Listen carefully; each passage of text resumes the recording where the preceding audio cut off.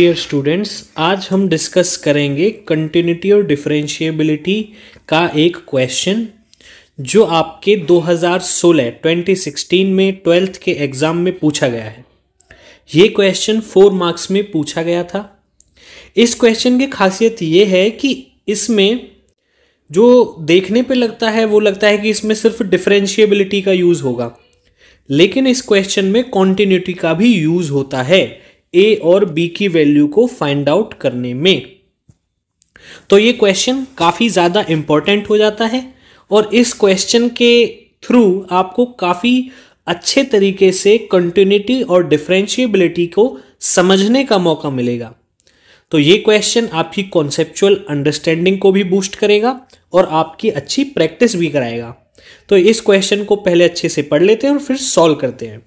Find the values of a and b if the function f is defined by f of x, x अगर less than 1 है तो function x square plus 3x plus a होगा, और अगर x greater than 1 है तो bx plus 2 होगा। देखिए, अगर आप इसमें सिर्फ डिफरेंशिएबिलिटी लगाएंगे तो यहां पे आप देखेंगे कि a और b की एक इक्वेशन बन जाएगी, लेकिन यहां पे हमें a की वैल्यू भी फाइंड आउट करनी है और b की वैल्यू भी फाइंड आउट करनी है। तो डिफरेंशिएबिलिटी से मेरे पास सिर्फ एक इक्वेशन आएगी। तो a और b दो वेरिएबल हो गए। दो वेरिएबल की वैल्यू निकालने के लिए मुझे कम से कम दो इक्वेशंस चाहिए। अब मैं दो इक्वेशंस कैसे बनाऊंगा? एक इक्वेशन बनेगी मेरी कॉन्टिन्यूटी से और दूसरी इक्वेशन बनेगी मेरी डिफरेंशिएबिलिटी से। तो पहले मैं कॉन्टिन्यूटी का यूज कर लेता हूं। देखिए, एक चीज आपको बहुत अच्छे से समझनी होगी कि कोई भी फंक्शन अगर डिफरेंशिएबल है तो वो कॉन्टिन्यूअस होगा ही होगा। मतलब if F x is differentiable तो वो मस्ट बी कॉन्टिन्यूअस होगा, और अगर कॉन्टिन्यूअस है तो जरूरी नहीं है वो डिफरेंशिएबल हो। तो यहां पे डिफरेंशिएबल है तो कॉन्टिन्यूअस होगा ही होगा। और अगर हम जानते हैं कि कोई फंक्शन अगर कॉन्टिन्यूअस है, if a function is continuous then उस फंक्शन की left hand limit will be equal to उसी फंक्शन की राइट हैंड लिमिट। ये हम जानते हैं। अब इसको मैं कैसे लिख सकता हूं? देखो, लिमिट जब लेफ्ट हैंड लिमिट निकालेंगे तो हम x को अप्रोच करेंगे। देखो, पॉइंट ऑफ डिफरेंशिएबिलिटी और कॉन्टिन्यूटी 1 रहेगा यहां पर। तो यहां पे x को हम लेफ्ट हैंड साइड से अप्रोच करेंगे तो 1 नेगेटिव लगाएंगे और यहां पे fx ये इक्वल किसके हो जाएगा? Limit x tends to 1 positive और f ऑफ x, और value of the function at that point ये f ऑफ 1 के भी इक्वल होता है, value of the function at the point. Clear होगी बात? ये हमारा कॉन्सेप्ट रहेगा। हम खाली इसका यूज करेंगे फिलहाल यहां पे इतने का, ठीक है ना? तो चलिए आगे इसको सॉल्व करते हैं। जब हम लिमिट इसकी सॉल्व करेंगे तो लेफ्ट हैंड लिमिट के लिए मैं कौन सा फंक्शन लूंगा? जहां पे फंक्शन की वैल्यू 1 से लेस है, तो मैं ये वाला फंक्शन उठाऊंगा। आप ये वाला फंक्शन, ठीक है? चलिए, तो limit x tends to 1 negative, function क्या हो जाएगा मेरा? X square plus 3x plus a। Okay, और राइट हैंड साइड में मेरा क्या फंक्शन हो जाएगा? Limit x tends to 1 positive f of, ये f ऑफ x मतलब कौन सा फंक्शन लेंगे? जहां पे फंक्शन की वैल्यू ग्रेटर देन 1 है, तो ये हो जाएगा bx प्लस 2। तो इनमें हम ना यहां पे डायरेक्ट वैल्यू पुट कर लेंगे क्योंकि ये तो इक्वली होने वाली हैं। तो यहां पे हम x की वैल्यू डायरेक्ट 1 पुट कर लेंगे। x की वैल्यू डायरेक्ट 1 पुट कर लेंगे क्योंकि value of the function at that point भी इक्वल ही होती है। तो इस फंक्शन की इस पॉइंट पे वैल्यू कितनी आ जाएगी वो निकाल लेंगे, और इस फंक्शन की इस पॉइंट पे वैल्यू कितनी आ जाएगी वो निकाल लेंगे, बस। और वहां से हमारे पास एक इक्वेशन आ जाएगी। तो यहां पे x की वैल्यू को 1 पुट करेंगे तो 1 का स्क्वायर 1, 3 मल्टीप्लाई बाय 1 3, और यहां पे a। राइट हैंड साइड में bx, x की वैल्यू 1 तो b plus 2, 4 plus a is equal to b plus 2 आ गई एक इक्वेशन हमारे पास। इस इक्वेशन का मैं आगे जाके यूज करने वाला हूं, तो मैंने आपको पहले ही निकाल के दे दी है, ठीक है? अगर मैं ये नहीं निकालता तो मैं जब खाली डिफरेंशिएबिलिटी से इस क्वेश्चन को सॉल्व करता तो इस क्वेश्चन में मैं फंस जाता। ठीक है, अब मैं बताऊंगा आप कहां पे जाके फंसोगे। चलिए आगे सॉल्व कर लेते हैं पहले, है ना। आगे अब इसको सॉल्व कर लेते हैं, सॉल्व कर लेते हैं आगे। थोड़ी जगह बना लेता हूं और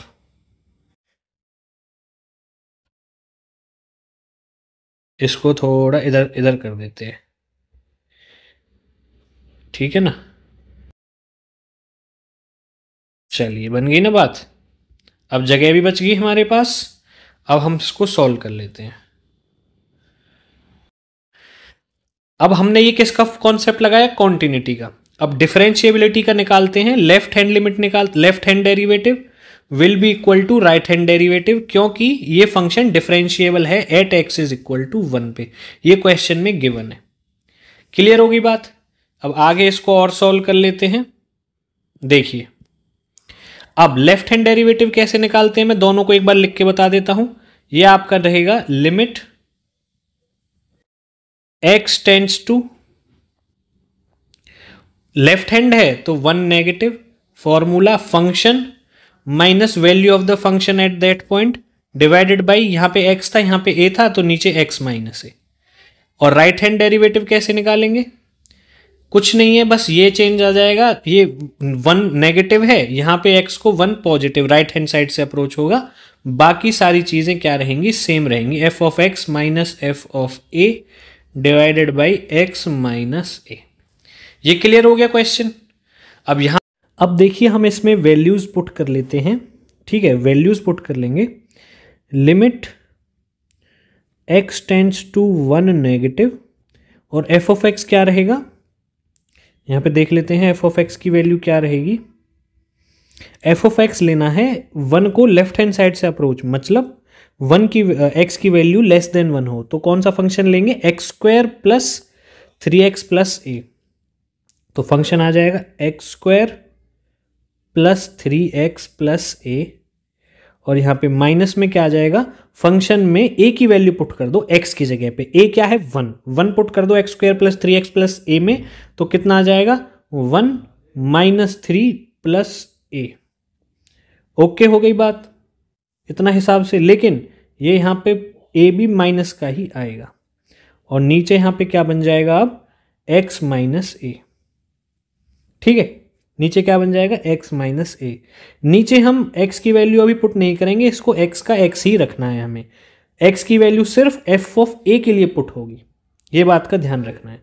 आगे देखते हैं यहां पे क्या आ जाएगा, limit x tends to 1 positive, x tends to 1 positive. ठीक है, अब मैं ऐसा करता हूं, थोड़ा ना स्पेस बनाता हूं पहले, तब मजा आएगा। थोड़ा स्पेस बनाते हैं।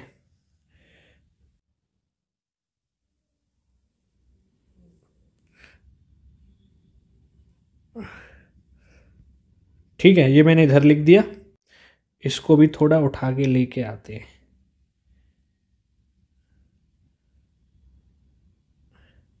अब स्पेस बन गया है मेरे पास इनफ। चलिए अब करते हैं। अब यहां पे देखो लिमिट कहां तक रहेगी, limit x tends to 1 positive. f of x की वैल्यू ग्रेटर देन 1 है तो फंक्शन कौन सा लेना है, bx प्लस 2। तो यहां पे हम ले लेंगे bx प्लस 2 माइनस फंक्शन में a की वैल्यू पुट करनी, a क्या है 1, तो bx प्लस 2 में x की वैल्यू 1 पुट करने पर क्या आएगा b प्लस 2, तो b माइनस में हो जाएगा क्योंकि माइनस का साइन है यहाँ पे ऊपर। तो यहाँ पे नीचे क्या आ जाएगा x माइनस से। मैं दोबारा याद दिला रहा हूँ, नीचे x की वैल्यू पुट नहीं होगी, x की वैल्यू सिर्फ f ऑफ a के लिए पुट होगी। ओके की रिपोर्ट। अब देखो अगर मैं माइनस को बाहर कॉमन रखता हूं तो अंदर बन जाएगा b प्लस 2। इस b प्लस 2 की वैल्यू मैं यहां से लूंगा क्योंकि अब मुझे क्या लाना है a, और a तो मेरे यहां से खत्म हो गया, तो इसलिए मुझे a की जरूरत पड़ेगी। ओके, तो मैं यहां से b प्लस 2 को a प्लस 4 ले लूंगा यहां से, तो बाकी सारी चीजें सेम। अब limit x tends to 1 negative, इसको सॉल्व करते हैं। x square plus 3x minus 4 divided by x minus a, x minus a। a की वैल्यू कितनी है, ए की वैल्यू आप पुट कर सकते हो जो कि है आपकी 1, तो यहाँ पे 1 आ जाएगा और यहाँ पे आ जाएगा limit x tends to 1 positive bx plus 2 minus b minus 2, ये भी कैंसिल, और नीचे क्या आ जाएगा x माइनस 1 क्योंकि a की वैल्यू 1 है। अब देखो, अब x की वैल्यू पुट करने से पहले लेफ्ट हैंड साइड पे या राइट हैंड साइड पे हमें ये देखना पड़ेगा कि कहीं 0/0 फॉर्म तो नहीं बन रही है। दोनों जगह 0/0 फॉर्म बन रही है, क्योंकि जैसे ही आप x की वैल्यू 0 पुट करते हैं, x की वैल्यू 1 पुट करते हैं तो डिनोमिनेटर में 0 आ जाएगा, और डिनोमिनेटर में 0 आते ही सब कुछ 0 बन जाएगा। तो आप क्या सॉल्व करोगे? तो हमें x की वैल्यू 1 पुट करने से पहले चेक करना है कि 0 तो नहीं बन रहा है। अगर 0 बन रहा है तो सब कुछ खत्म हो जाएगा। तो हमें अब क्या करेंगे कि x ये 0/0 फॉर्म को हटाएंगे। पहले 0/0 फॉर्म को कैसे हटा सकते हैं? देखो, ऊपर कुछ करेंगे, x² + 3x - 4 है। अब इसको मैं किसका स्क्वायर कर सकता हूं या क्या कर सकता हूं इसमें? मैं इसको या तो मिडिल टर्म स्प्लिटिंग कर लो, x² + 3x + 4 की, ठीक है, और कुछ इसमें आप इसका फैक्टराइजेशन करो जिससे कि 0/0 फॉर्म क्या हो जाए आपकी, रिमूव हो जाए। तो अगर इसका फैक्टराइजेशन करेंगे तो x + 4 मल्टीप्लाई भी x - 1 आ जाएगा। कहने का मतलब अब आपका ये जो है ये क्या बन जाएगा? ये आपका बन जाएगा x + 4 x - 1 divided by x - 1, इतना बन गया। अब राइट हैंड, अब देखो यहां से क्या हो जाएगा, अगर आप इसमें अब आगे कैंसिल करेंगे तो ये x - 1 से x - 1 कैंसिल हो गया। अब 0 नहीं बनेगा, x की वैल्यू 1 पुट करने पे मामला 0 नहीं बनेगा। राइट हैंड साइड में देखेंगे तो यहां से आप क्या कर सकते हैं, लिमिट पहले ये लिख लो x टेंड्स टू 1 पॉजिटिव और b कॉमन ले लो ऊपर से, तो यहाँ पे x - 1 आ जाएगा, नीचे x - 1।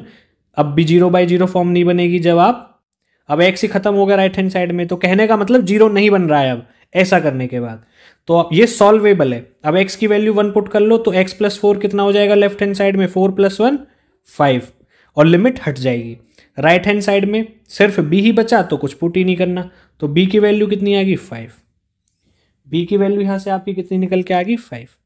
b की वैल्यू 5 है, वो यहां पे पुट कर दो, तो 4 + a = 5 + 2 7, a की वैल्यू 7 - 4, a की वैल्यू कितनी आ गई 3।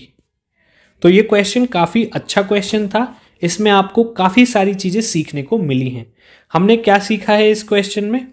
अगर आप ध्यान से देखेंगे तो हमने इस क्वेश्चन में सीखा है कि x की कोई भी वैल्यू पुट करने से पहले 0 नहीं बनना चाहिए, 0/0 फॉर्म नहीं बननी चाहिए, या पूरा 0 नहीं बनना चाहिए। ऐसा बनेगा तो सब कुछ कैंसिल हो जाएगा, सब कुछ 0 बन जाएगा, तो आप a और b की वैल्यू कैसे फाइंड आउट करेंगे?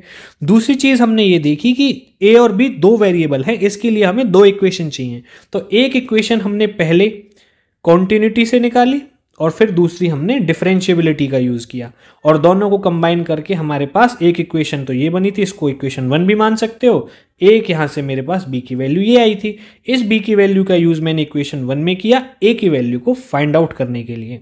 आई होप आपको ये क्वेश्चन काफी अच्छे तरीके से समझ में आया होगा और आपके लिए यूजफुल रहा होगा।